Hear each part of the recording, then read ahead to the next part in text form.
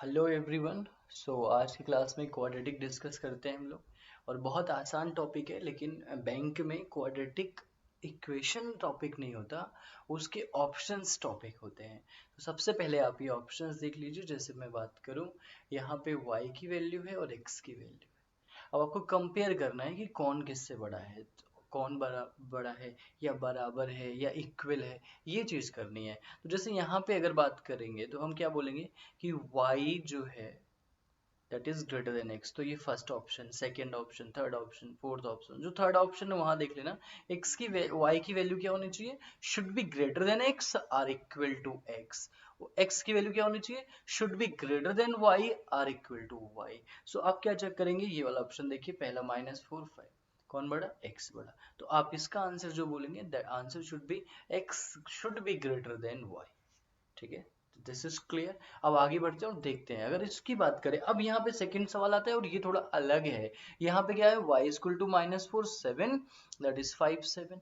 अब कंपेयर सब में करना पड़ेगा आपको, इसमें भी कंपेयर करना पड़ेगा। तो कैसे कंपेयर करोगे, देखो इन दोनों में कौन बड़ा, इन दोनों में x बड़ा, इन दोनों में कौन बड़ा, इन दोनों में x बड़ा, अच्छा इन दोनों में कौन बड़ा, y बड़ा। तो जब ऐसा कंडीशन बनेगा ना, sometimes x is greater sometimes y is greater, तो आंसर नहीं निकाल पाओगे। तो आप क्या बोलोगे, यार कभी x बड़ा कभी y बड़ा, तो यानी हम बोलेंगे कुछ भी नहीं बड़ा। यानी रिश्ता क्या होगा, this relation can not be established. ठीक है, ये रिलेशन बन नहीं सकता।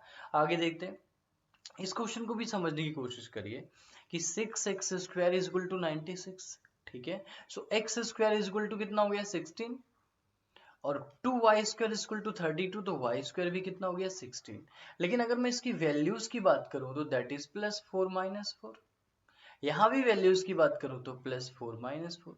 अगर मैं कंपेयर करूंगा तो कभी ये बड़ा तो कभी ये बड़ा, तो इट्स नॉट ऑलवेज कि दोनों की वैल्यू बराबर होगी। सो आप इसका भी आंसर क्या बोलेंगे कि relationship can not be established. अच्छा मैं आपको एक बात बताऊं कि अगर x की वैल्यू +4 है और y की वैल्यू -4 है, तो यहाँ तो क्या होगा, x बड़ा होगा y से।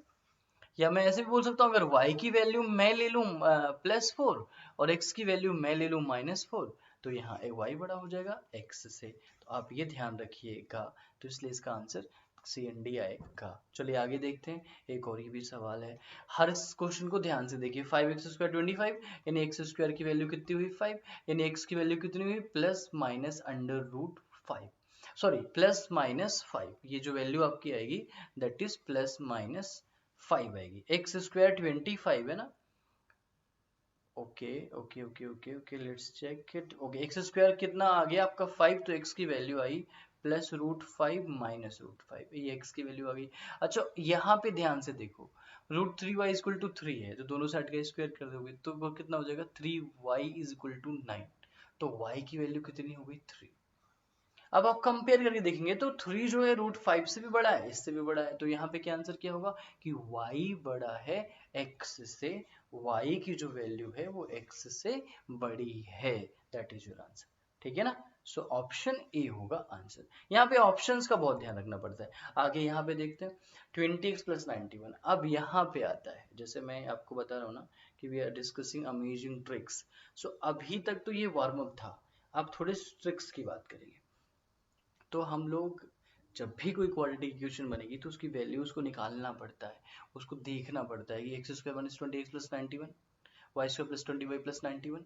अब जब हम छोटे थे तो हम इसको सॉल्व करते थे। कैसे सॉल्व करते थे, देखो x² - 20x + 91 लिखा हुआ था, होता था, हम लिखते थे 91 × 1।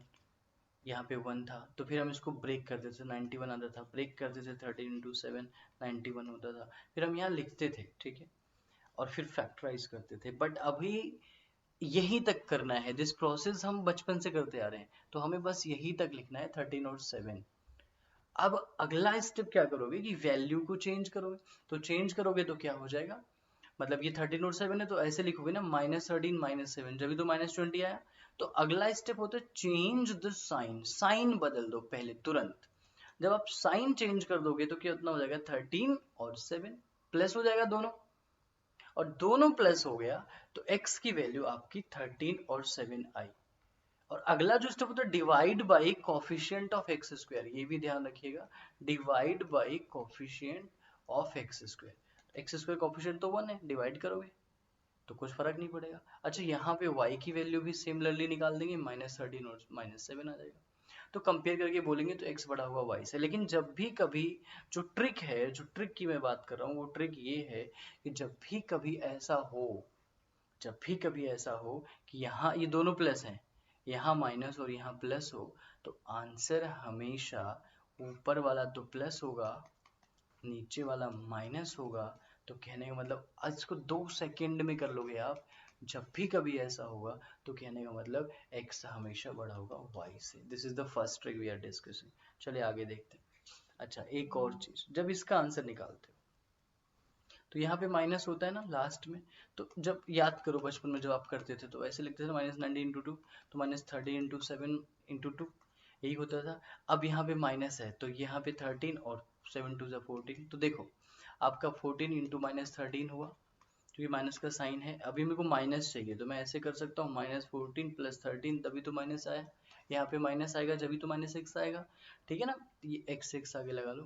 तो एक चीज आप देखोगे यार, यहाँ 14x से 13x से -x आया, अब क्या करना, चेंज द साइन।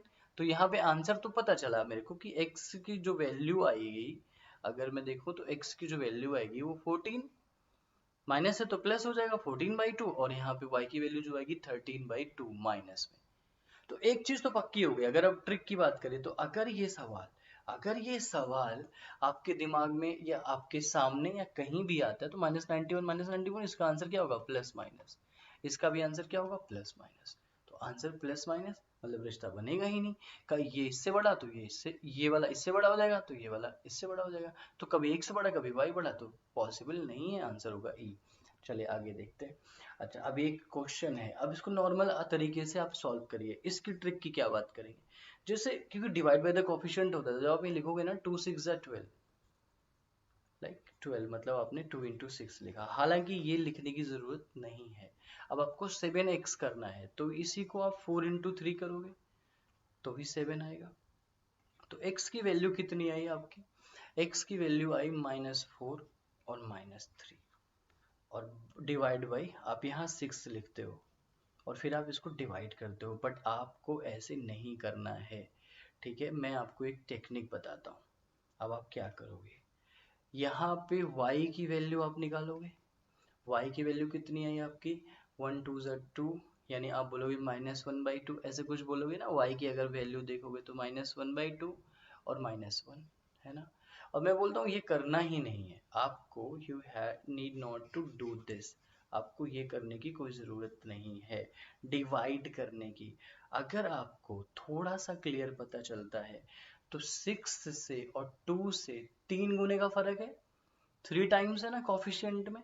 आप इसको सॉल्व कर लो, लिख लो खाली। क्या आया था मेरा, -3 -4, डिवाइड नहीं करना, यहाँ पे भी डिवाइड नहीं करना। आंसर क्या आया था, अगर मैं देखूं नॉर्मल तो आंसर क्या आएगा, -1 -2, यही आएगा ना। अगर इसका आंसर मैं बात करूं -1 -2 फैक्टर करने के बाद उसको 3 से मल्टीप्लाई कर देना, तो -3 -6। तो इन दोनों में ये बढ़ा, ठीक है, इन दोनों में ये बढ़ा। आप ध्यान से देखेंगे तो इन दोनों में ये बढ़ा, और इन दोनों में आपका जो वैल्यू आएगी वो कितनी आ जाएगी, इन दोनों में x बढ़ा, और इन दोनों में x बढ़ा, ऑब्वियस सी बात है। और इसकी वैल्यू में क्या आपका बड़ा होगा, x बड़ा होगा। तो आप एक नॉर्मल समझ सकते हो कि जो हमें प्रॉब्लम क्रिएट करेगा वो ये वैल्यू क्रिएट करेगी। तो ये वैल्यू में क्या हो जाएगा कि x बड़ा हो जाएगा y से, तो आपका आंसर क्या होगा, सी एंड डी। सो गाइज ये था हमारा जो ट्रिक्स का पार्ट था। मैं आपको बस इतना बताना चाहता हूँ कि आपको डिवाइड नहीं करना है। I hope you guys understand that. Thanks for watching, take care, bye. Video like subscribe जरूर कर देना।